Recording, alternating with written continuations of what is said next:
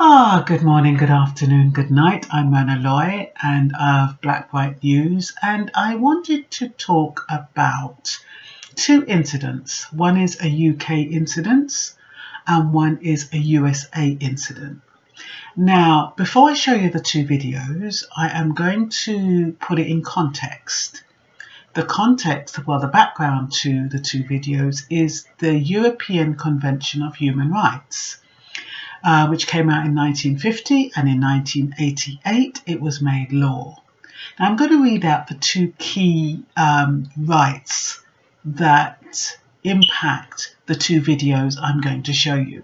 The first one is the right to be kept safe from torture and cruel treatment, and the second one is a right to a fair trial. Now, with that background, if you keep that in mind, I'm going to show you the first video I'm going to show you, very short, is going to be the American video of a policeman stopping a black man in a car. First police car prosecutors did see. Jeter stops on the side of the Garden State Parkway. The cops pulled out guns. Why didn't you just get out of the car? Because I was afraid. There was a cop on my left with a gun pointed at me, and it was one on my right side with a shotgun pointed. I'm afraid that I might be shot. You got out. The tape not initially turned over is on the dash of a second police car that comes from the opposite direction, crosses the median into ongoing traffic, and then strikes Jeter's car. There is no mention of that in any police report. When Jeter first told his attorney that part of the story, It was incredible. I didn't believe his story at that particular point in time. so you finally believed him then. Yes. The next thing I know, as he's coming in my car, the glass gets busted, and the glass goes in my face. Your hands are up. My hands are up.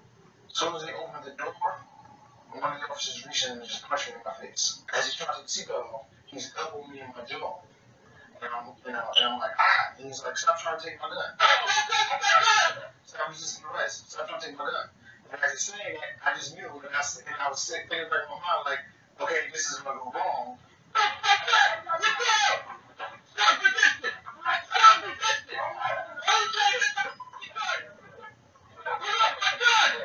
And right before when they opened the door for coming in, the officer hits me in the back of the head again. As soon as prosecutors saw this video, they dismissed all of the charges against Jeter. Interesting to note, an investigation by Bloomfield. So, I mean, to be honest, I can't kind of fathom why it would get to that extreme. That's what I'm saying about the police. What qualifications do they have? Are they just racist? Not all of them, but these ones in particular, and people and policemen like them. Do they just go on a rampage to get black people just to beat them up and be cruel to them? I mean, that black guy, he's driving along the road, he's following all the rules and regulations, and they're trying to pin something on it. They're trying to make it look like he's actually encouraged the behaviour that's happened to him. And if it wasn't for the camera, he would have been prosecuted. He could have gone in prison for resisting arrest and goodness knows what else. I'm going to show you now the English video. Is another example of how the police confuse what they want with what the law says, and how they believe that any demand they make is backed up by force of law. In this case, a police officer has pulled over a driver under Section 163 of the Road Traffic Act and asked him to provide his details under Section 165. To make his job easier, he wants the driver to leave his vehicle and sit in the back of the patrol car. That way the officer can get nice and comfy while he writes out a ticket, and also put the driver at a disadvantage of feeling that he's been in prison and won't be released until he complies. The police make these requests all the time, and 99% of the British public willingly obey without ever realising how greatly it disadvantages them. The police get so used to such gutless surrender that they quickly forget that it's a request and start to believe that it's an order, and that failure to comply is an arrestable offence. It isn't. Nothing in the Road Traffic Act creates the offence of failing to exit a vehicle when a police officer requests you to do so, unless he intends to arrest you for a named offence. You don't have to exit your vehicle during a police stop. You don't have to wind down your window. You don't even have to speak to the officer. Section 165 doesn't compel anyone to speak, even when details are requested, as you're just as entitled to show an officer your documents in silence. I've already made a video about police powers during vehicle stops, which I recommend you take a look at, linked in the description. Here's my ID and check it. Didn't refuse to comply with the rules. That's why I'm going to wait for another officer. Hand me your keys. I'm not going to hand you my keys. Why? I don't need to. I'm not driving away anywhere. I'm not driving away anywhere. That's why I pulled in a secure location. You want to be done to obstruct police? For what? Obstruction for what? Obstruction for what? Road traffic check. No, check it. You check it. Go check it. Yeah. Once you give him the... I'm going to... Listen, you're going to get into a lot of trouble, I'm telling you. Trust me. You force yourself... Trust me, you are. You assaulted me. You opened my door. You don't need to get in my car. You don't have a criminal suspicion on me. You don't. You can't just open anybody's car. Okay? I'm not giving the keys. Look it up. Look it up. So I know that everything's legit. Everything is legit. You can't just force yourself on me. Give me your hand now. You're damaging my hand. You're damaging my hand. Right. Take off your seatbelt. Take off your seatbelt. I'm not. Look at this.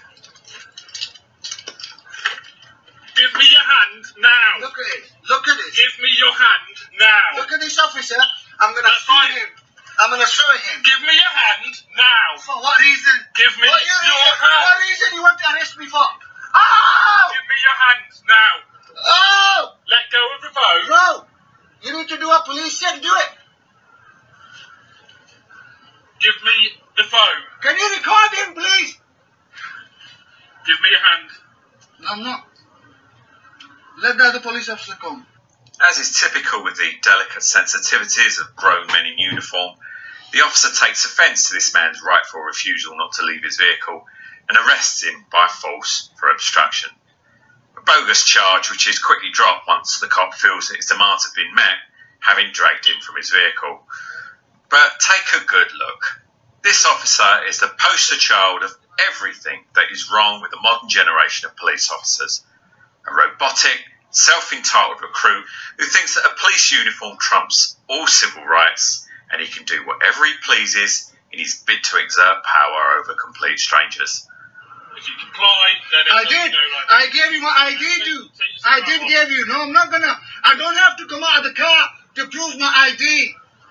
I'm guessing that this officer's head was no stranger to the inside of a urinal when he was at school, and now he gets to act out all of his insecurities on total strangers and use society at large as a huge therapy session in a bid to confront his own inadequacies and psychological damage. This officer is not the exception, he is the rule.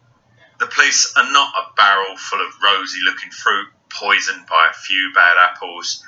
They are a huge industrial tankard of rotten cider with maybe a few good apples bobbing about, waiting to be pulled under by the wake of corruption, unaccountability and incompetence that defines policing in Great Britain. At the moment, what I'm going to do is I'm going to arrest you on suspicion of obstructing police, okay? For what? Obstruction for what? It's recorded on here. It's recorded on here, mate. It's recorded on here. It's recorded on here. I'm not. So, as you can see, you know, I keep going back to Colin Kaepernick kneeling down and talking about police brutality. There is so much evidence of it. And we've got police walking around, thank God, in the UK. They don't really carry guns. They only carry guns if if it's rumoured that there's a terrorist attack or they feel that somebody might have a gun. But by and large, they do not have guns. But thank God. Because in America, they're just shooting them if they challenge them. Over here, they're a bit more lenient. But at the same token, once they get them out of sight, they're going to give that person a bollocking. So where are the human rights? Where are our God-given human rights when our people are subjected to this kind of behaviour all the time?